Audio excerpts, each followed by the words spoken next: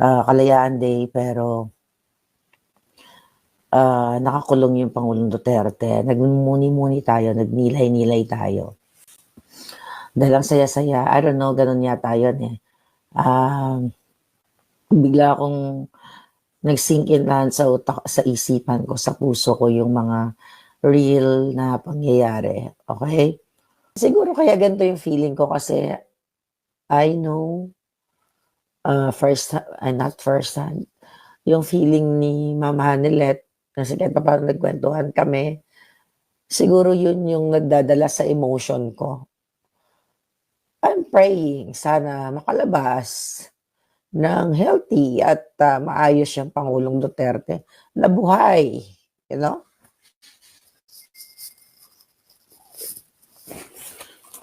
So anyway, sira ba yung ano? Bakit hindi? Okay ba yung ano natin? Putol-putol tayo. No, hindi naman ako mahina. I'm just being myself. Kasi nakita ko si Mama Nilet nung nagsasalita siya. Ayoko lang sabayan yung emotion niya. And yung iba kasi, paano ba? Di ba narinig yun naman yung kwento niya? Nagbibilin siya. Ang sabi pa nga ng word ni Mama Nilet, Bisaya, nanunugon na ba? Nagatugod sa Ilonggo, nagahabilin. Na, I hope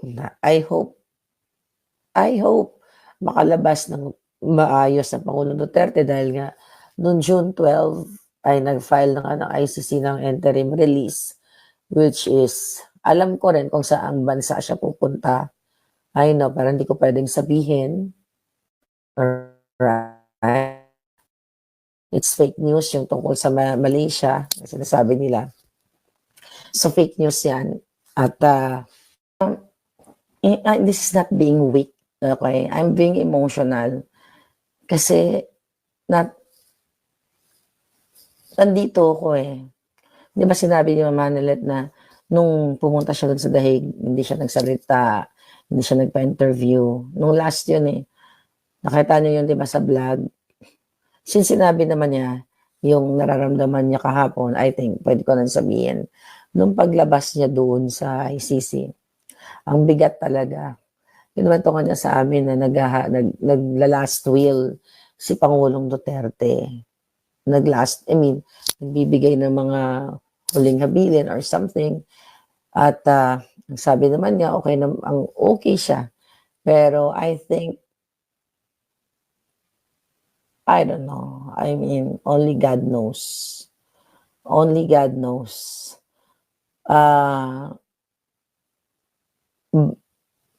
Alam niyo yun, may mga pag-uusap kami na kung may mangyari sa Pangulong Duterte, baka katapusan na ng mga bangag. Pero kailangan pa bang may magbuwis ng buhay para matapos yung mga bangag? Kailangan pa bang pahinahirapan nila for more than 100 days? Yung 80 years old na Pangulong Duterte, kailangan ba siyang magbuwis ng buhay para makalaya tayo sa mga bangag? Nakikita ninyo? Kailangan bang ganon, mga kababayan? Yun na nga, I hope itong interim release na ito na sinasabi o na final ay pabor, makakaganda ba sa sa sitwasyon, makakalaya ba siya,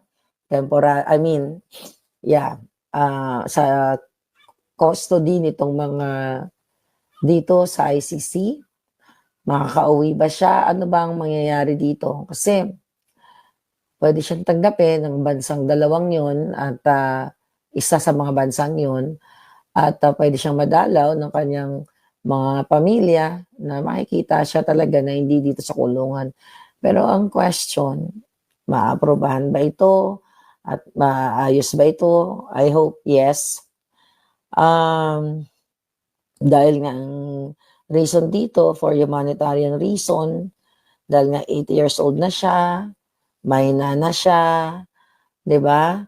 Although sinabi naman ng ICC hindi daw sila kokontra sa request ni Pangulong Duterte, eh, ay napapalangga, etong ano na 'to, itong pagdukot sa kanya, kontrabahan ito, conspiracy ito ng mga bangag. So, hindi talaga natin alam kung ito ay, pagbibigyan siya, pero yun na nga, ang sabi ni Spokesman Roque ay mayroong domestic legal remedy na kung saan puwedeng mapanagot ang Dutch government dahil, nung dinala ang Pangulong Duterte dito, nung kinidnap, ay yung nag-transport sa kanya ay Dutch, car ba yun or ambulance? So yun yung mga pinapaliwanag ni Spokeshari na kung ang nag-receive kay Pangulong Duterte dito pagpasok dito sa Netherlands, yung nag-asikaso ng visa niya kasi dumating siya dito wala siyang passport, 'di ba? At yung nag-facilitate lahat ay Dutch government. Sa batas ng Dutch ay may pananagutan ang gobyerno na nakipagsabuatan, okay, na puwedeng nakipagsabuatan sa mga taga-ICC, sa mga bangag. So, that's very,